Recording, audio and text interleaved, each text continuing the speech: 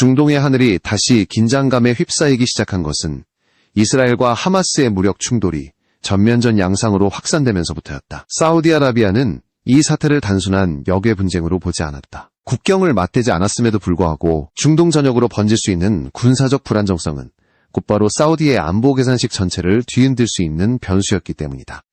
이 시점에서 사우디는 기존의 방어태세를 점검하는 수준을 넘어 향후 수십 년을 책임질 공군 전력의 재편이라는 훨씬 근본적인 선택을 검토하기 시작했다. 사우디는 오래전부터 중동 지역의 구조적 불안정을 전제로 국방 전략을 수립해왔다. 석유시설과 주요 도시, 왕실 거점은 언제든지 미사일과 드론의 위협에 노출될 수 있고 주변국의 정세 변화는 순식간에 군사적 충돌로 비화할 수 있다. 실제로 예멘 후티 세력의 탄도미사일과 무인기 공격은 사우디에게 방공체계만으로는 국가 안보를 완결할 수 없다는 냉혹한 현실을 각인시켰다. 공중에서의 압도적인 억제력, 즉 현대적 전투기 전력의 중요성이 다시 한번 부각된 이유다. 이런 배경 속에서 사우디가 조용히 그러나 집요하게 주목해온 대상이 있다. 바로 한국의 차세대 전투기 KF-21이다. 사우디 정부와 방산 관계자들은 이미 수년 전부터 한국 방위산업 전반에 대한 분석을 진행해왔고 KF-21 역시 초기 개발 단계부터 관심 목록에 올라 있었다. 단순한 구매 대상이 아니라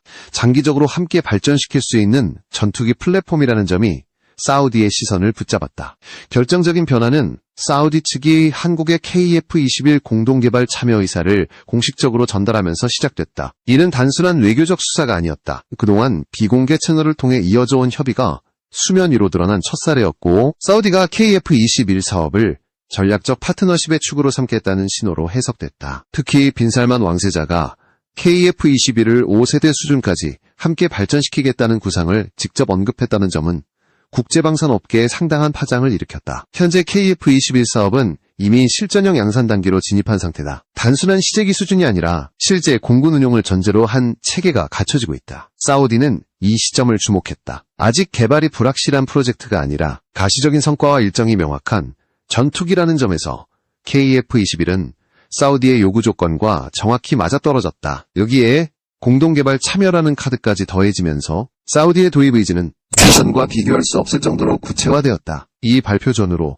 4.5세대 전투기 수출 시장의 지형도 빠르게 흔들리기 시작했다. 프랑스를 중심으로 한 유럽 방산업계 내부에서 공급 일정과 생산 능력을 둘러싼 문제가 수면 위로 떠올랐고 일부 국가는 전투기 확보 계획을 전면 재검토하는 상황에 직면했다. 사우디 대표단이 수개월 전부터 한국 정부와 방산업계 인사들을 만나 대규모 협의를 진행해왔다는 사실이 뒤늦게 알려지면서 이 모든 흐름이 우연이 아니라는 분석도 힘을 얻고 있다. 사우디가 한국을 주목한 이유는 분명했다. 성능 대비 비용 효율, 빠른 납기, 그리고 무엇보다 정치적 제약이 상대적으로 적은 협력 구조다. 사우디는 고성능 전투기를 원했지만 동시에 자국 산업 발전과 연계할 수 있는 파트너를 필요로 했다. 한국은 이미 여러 방산 수출 사례를 통해 기술 이전과 현지 협력 모델을 현실적으로 운영해본 경험을 갖고 있었고 이는 사우디의 전략과 정확히 맞물렸다. 이렇게 해서 중동의 중심 국가 사우디와 동아시아의 방산 강국으로 부상한 한국이 KF-21이라는 하나의 전투기를 매개로 본격적인 전략적 선택의 문턱에 서게 된다. 이 결정은 단순한 무기 거래를 넘어 향후 중동과 글로벌 전투기 시장의 판도를 바꿀 수 있는 시작점이 되고 있었다. 사우디의 선택을 이해하려면 먼저 그들이 왜 기존의 전투기 도입 경로에서 반복적으로 벽에 부딪혀 왔는지를 살펴봐야 한다. 사우디 공군은 오랫동안 미국과 유럽산 전투기에 의존해 전력을 유지해왔다. 그러나 최근 수년 사이 이 전통적인 조달 구조는 점점 더 불안정해졌다. 무기의 성능이나 가격 문제가 아니라 정치와 외교가 군사력 확보의 가장 큰 변수로 떠올랐기 때문이다. 가장 상징적인 사례가 F-35였다. 5세대 스텔스 전투기인 F-35는 중동 지역에서 단순한 무기체계가 아니라 정치적 승인과 신뢰의 상징처럼 취급되고 있다. 미국 의회는 예멘 내전과 인권 문제를 이유로 사우디에 대한 일부 무기 수출 제한 결의안을 통과시켰고 이 과정에서 F-35 역시 사실상 접근이 어려운 전력으로 분류되었다. 사우디 입장에서는 공군의 미래를 특정 국가의 정치적 판단에 전적으로 맡겨야 하는 구조 자체가 치명적인 리스크로 인식되기 시작했다. 유럽 역시 대안이 되지 못했다. 사우디는 유로파이터 타이푼 추가 도입을 통해 전력 공백을 메우려 했지만 이마저도 복잡한 정치 구조에 가로막혔다. 타이푼은 영국, 독일, 이탈리아, 스페인이 부품과 생산을 분담하는 다국적 협력 기체다. 이 말은 곧 단 한 나라라도 반대하면 수출이 불가능하다는 뜻이다. 실제로 영국과 이탈리아는 사우디 도입에 비교적 우호적인 태도를 보였지만 독일은 자국 내 무기 수출 규제 원칙을 앞세워 소극적인 입장을 유지했다. 결국 사우디의 계획은 장기간 표류하게 된다. 독일이 일부 규제를 완화했다는 소식이 전해지기도 했지만 핵심 전력에 대한 제약은 여전히 남아 있었다. 사우디 입장에서 가장 큰 문제는 예측 불가능성이었다. 계약을 체결하더라도 정권 변화나 의회 결정에 따라 언제든지 인도가 중단될 수 있다는 점은 장기적 전력 운용을 전제로 하는 공군 전략과 근본적으로 충돌했다. 사우디는 차세대 전투기를 확보하기 위해 또 다른 길도 모색했다. 영국과 일본, 이탈리아가 추진하던 6세대 전투기 G캡 프로그램 참여를 공식적으로 요청한 것이다. 이는 단순한 구매가 아니라 초기 단계부터 개발에 참여해 기술과 산업을 함께 축적하겠다는 전략적 판단이었다. 그러나 이 시도 역시 좌절로 끝났다. 일본은 사우디가 참여할 경우 의사결정 지연과 전투기 인도 일정 차질이 발생할 수 있다는 이유를 들어 반대 의사를 분명히 했다. 미국의 간접적인 영향력이 작용했다는 관측도 제기됐지만 결과적으로 사우디는 또 한 번 선택지에서 밀려나게 된다. 이 일련의 과정은 사우디에게 분명한 교훈을 남겼다. 단순히 최신형 전투기를 구매하는 것만으로는 안정적인 공군 전력을 확보할 수 없다는 사실이다. 정치적 리스크를 최소화하고 동시에 자국 산업과 연계할 수 있는 파트너십이 필요했다. 이 지점에서 사우디의 시선은 자연스럽게 한국으로 향하게 된다. 한국은 미국이나 유럽과 달리 중동 지역의 복잡한 정치 갈등에서 비교적 자유로운 위치에 있다. 동시에 이미 다양한 방산 수출 경험을 통해 신뢰를 쌓아왔고 기술 이전과 현지 생산에 대해서도 현실적인 협상 구조를 제시해왔다. 사우디에게 이는 단순한 대체 공급자가 아니라 장기적인 전략 파트너로 검토할 수 있는 조건이었다. 결국 사우디가 선택할 수 있는 현실적인 옵션은 두 가지로 압축되었다. 프랑스의 라팔과 한국의 KF-21이다. 이 두 전투기는 모두 4.5 세대급으로 분류되지만 그 철학과 미래 확장성은 근본적으로 달랐다. 그리고 바로 이 차이가 이후 사우디의 판단을 결정적으로 흔들기 시작한다. 사우디가 프랑스의 라팔과 한국의 KF-21을 저울에 올려놓았을 때 가장 먼저 마주한 현실은 생산 능력과 인도 일정이라는 냉정한 숫자였다. 전투기의 성능 비교는 언제나 화려한 재원과 시험 비행 영상으로 채워지지만 실제 도입국에게 가장 중요한 질문은 단순하다. 언제, 몇 대를 확실하게 받을 수 있는가 하는 문제다. 이 질문에서 라팔은 예상보다 큰 약점을 드러냈다. 다소 항공의 최고 경영자는 최근 발언을 통해 지금 계약을 체결하더라도 첫 기체 인도까지 14년이 걸릴 수 있다는 취지의 언급을 했다. 이는 단순한 엄포가 아니라 이미 현실이 된 생산 병목의 결과였다. 다소는 최근 몇 년간 연속적인 대형 수주에 성공하며 누적 계약 물량을 크게 늘렸지만 생산 라인은 그 속도를 따라가지 못하고 있었다. 실제로 라팔의 현재 생산 속도는 월 1대 수준으로 평가된다. 최근 수년간 인도된 기체 수는 제한적이었고 자국 공군에 대한 납품조차 수년에 걸쳐 분산되어 이루어졌다. 올해 계획된 물량 역시 대부분 프랑스 공군 몫으로 배정되었다는 점은 해외 도입국의 입장에서는 불안 요소로 작용할 수밖에 없었다. 누적 수주와 해외 생산 계획을 모두 합치면 약 190대 이상이 대기 중인 상황에서 현 체제로는 모든 물량을 소화하는데 최소 13년 이상이 필요하다는 분석이 제기된다. 일부에서는 현지 생산을 통해 이 문제를 해결할 수 있다고 주장했다. 도입국에 생산 라인을 설치하고 일정 부분을 현지에서 제작하면 인도 속도를 높일 수 있다는 논리였다. 그러나 다수의 입장은 명확했다. 과거 인도가 36대를 주문하며 현지 생산을 요청했을 당시 다수는 최소 100대 이상의 추가 발주가 전제되지 않으면 공장 설립은 어렵다는 조건을 제시했다. 결국 현지 생산은 수익성이 낮고 관리 비용이 크다는 이유로 적극적인 선택지가 되지 못했다. 이 지점에서 라팔의 구조적 한계가 드러난다. 라팔은 4세대 다목적 전투기를 기반으로 지속적인 개량을 거쳐 4.5세대에 도달한 기체다. 그러나 스텔스 설계가 근본적으로 적용되지 않은 구조적 특성상 향후 대규모 성능 도약에는 한계가 있다. 업계에서는 라팔이 4.5세대를 끝으로 사실상 업그레이드 여력이 제한될 가능성이 높다고 보고 있다. 다소가 기대할 수 있는 수익 역시 초기 판매가와 유지 보수 계약에 상당 부분 의존할 수밖에 없다. 반면 KF-21은 출발점부터 전혀 다른 철학으로 설계되었다. 한국은 이 전투기를 단기 수출용 상품이 아니라 장기간 진화 가능한 플랫폼으로 규정했다. 기본 구조는 4.5세대지만 설계 단계부터 향후 5세대, 그리고 그 이후의 개량을 염두에 두고 개발이 진행되었다. 이는 단순한 성능 향상이 아니라 기체 구조와 항전 장비 통합 방식 전반에 반영된 개념이다. KF-21은 장차 내부 무장 통합과 스텔스 성능 강화를 단계적으로 구현할 수 있도록 모듈형 설계를 채택했다. 이는 도입국 입장에서 매우 중요한 의미를 갖는다. 현지 생산시설이 구축될 경우 단순 조립을 넘어 개량 단계마다 새로운 생산과 업그레이드 수요가 발생한다는 뜻이기 때문이다. 장기 유지 보수와 성능 개량 과정에서 현지 산업이 지속적으로 참여할 수 있고, 이는 단발성 구매가 아닌 산업협력으로 이어진다. 또 하나의 결정적 요소는 생산 속도였다. 한국 방산의 가장 큰 경쟁력 중 하나는 빠른 납기다. 이미 여러 수출 사례를 통해 입증된 이 능력은 공군 전력 공백을 최소화하려는 국가들에게 강력한 설득력을 갖는다. KF-21 역시 이러한 생산 체계를 전제로 계획되고 있으며, 이는 라팔과 비교할 때 사우디의 판단을 크게 흔드는 요인으로 작용했다. 이처럼 두 전투기의 비교는 단순한 성능 대결이 아니었다. 라팔은 이미 완성된 기체였지만 확장성과 일정에서 불확실성을 안고 있었다. KF-21은 아직 진화 중인 플랫폼이었지만 그 진화 과정에 직접 참여할 수 있는 기회를 제시했다. 그리고 바로 이 차이가 사우디가 점점 한국 쪽으로 무게중심을 옮기게 만든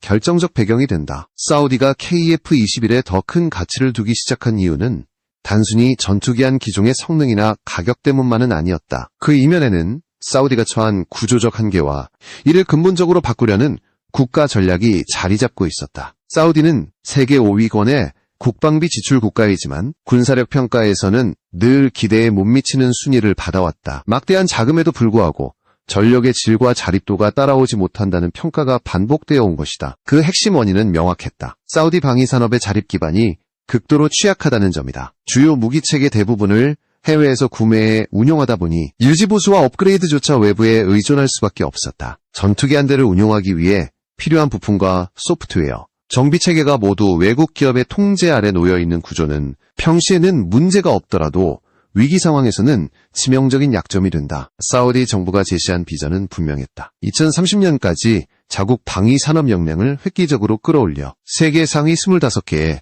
방산국가로 진입하겠다는 목표다. 이를 위해 현재 약 3% 수준에 머물러 있는 자국 무기 생산 비율을 50%까지 확대하겠다는 계획도 공개했다. 그러나 이 목표는 자금만으로는 달성할 수 없다. 핵심 기술은 대부분 군사기밀로 분류되어 있고 단순 구매만으로는 축적되지 않기 때문이다. 바로 이 지점에서 사우디는 한국의 방산 모델을 주의 깊게 분석하기 시작했다. 한국 역시 과거에는 해외 무기에 크게 의존하던 국가였지만 단계적인 기술 축적과 체계 통합을 통해 독자적인 방위산업 생태계를 구축해왔다. 전투기, 미사일, 레이더, 지휘 통제 체계까지 점진적으로 내재화한 이 과정은 사우디에게 현실적인 참고 사례로 다가왔다. 사우디 대표단에 포함된 방산기업 SAMI 관계자들이 한국의 방산 생태계에 강한 관심을 보인 이유도 여기에 있다. 단순히 완성품을 사는 것이 아니라 개발 과정과 생산 구조, 인력 양성 모델까지 함께 이전받을 수 있는 가능성 때문이다. KF-21은 이러한 협력의 중심에 놓인 플랫폼이었다. 전투기한 기종이 아니라 항공산업 전반을 키울 수 있는 출발점으로 인식되기 시작한 것이다. KF-21의 설계 철학 역시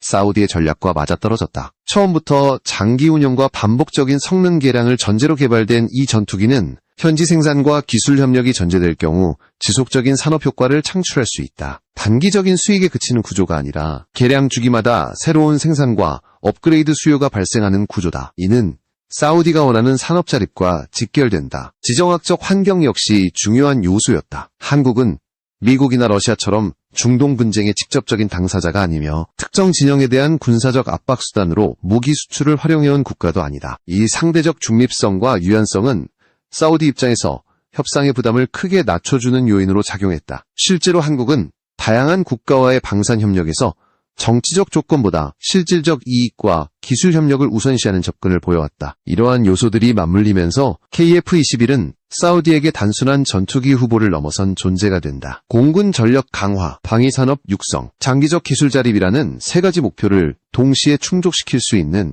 현실적인 선택지로 떠오른 것이다. 그리고 이 선택은 곧 사우디와 한국의 협력이 어느 수준까지 확장될 수 있는지를 가늠하는 시험대로 이어지게 된다. 사우디와 한국의 협력이 구체화되기 시작하면서 국제 방산 시장의 시선은 자연스럽게 또 다른 변수로 이동했다. 바로 터키의 차세대 전투기 칸이다. 한때 터키는 칸을 앞세워 자신들이 세계 5번째 스텔스 전투기 보유국이 될 것이라 선언하며 강한 자신감을 드러냈다. 인도네시아를 포함한 일부 국가들은 이 선언에 주목했고 한국이 KF-21 대신 터키와 손을 잡는 선택을 하기도 했다. 그러나 시간이 지나면서 칸 프로젝트의 실체가 서서히 드러나기 시작했다. 겉으로 공개된 시제기와 홍보 영상은 화려했지만 실제 개발 과정은 불안정했다. 시험 비행 횟수는 극히 제한적이었고 이후 장기간 추가 비행이 이루어지지 않으면서 의문이 제기됐다. 결국 최근 공개된 새로운 풍동시험 형상은 기존 시제기와 전혀 다른 구조를 보여주며 충격을 안겼다. 새로 등장한 형상은 기체 높이가 크게 낮아지고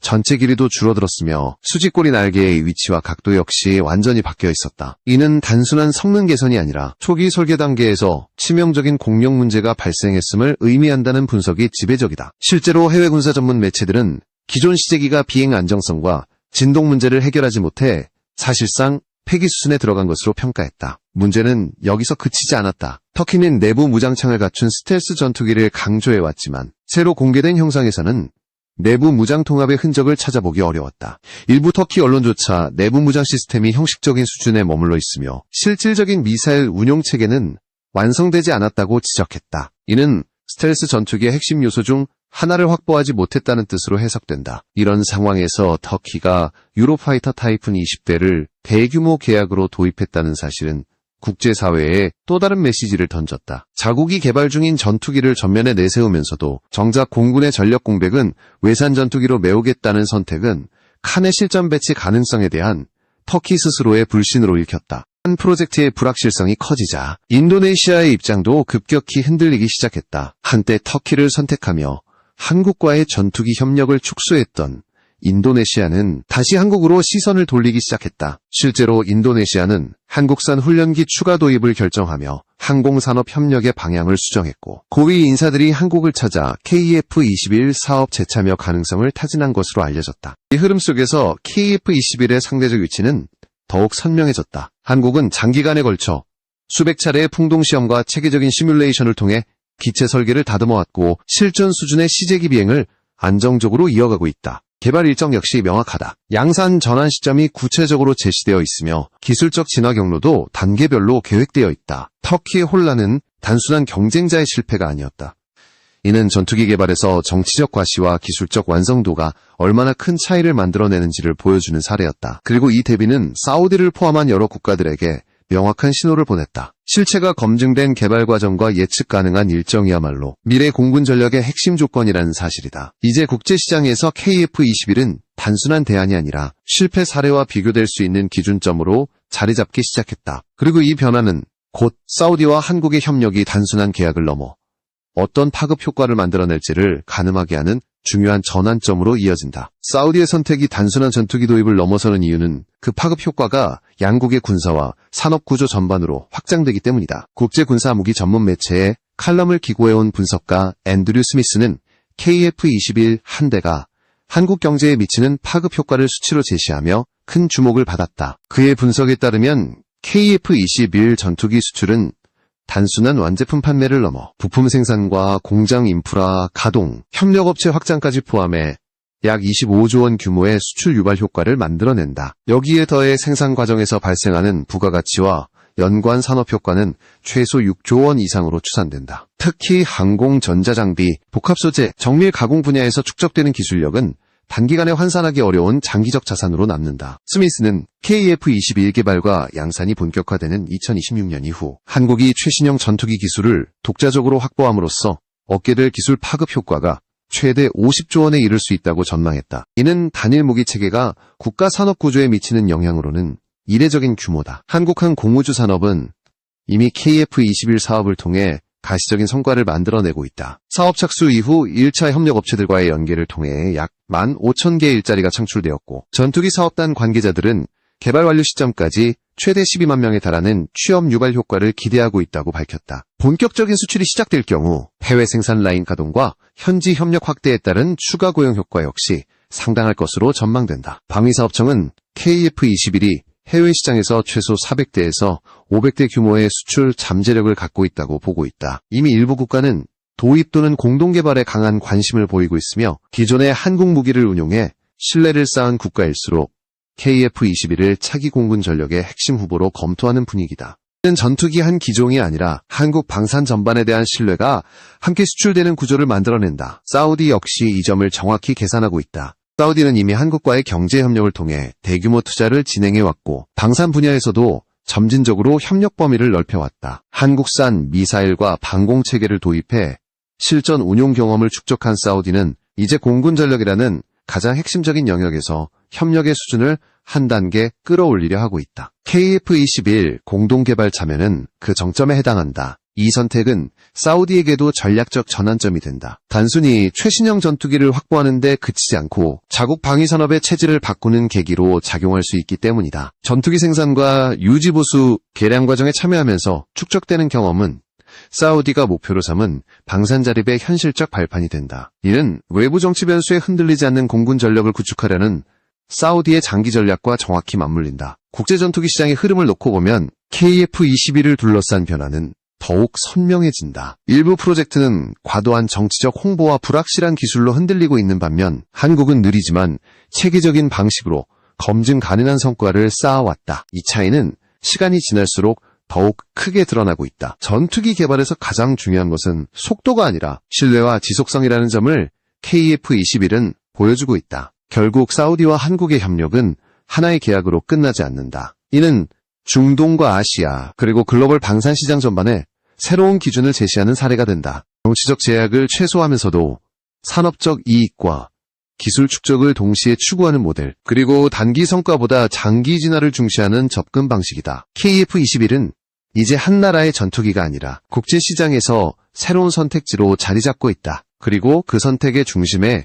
사우디가 서게 되면서 세계 전투기 시장의 균형은 조용히 그러나 분명하게 이동하고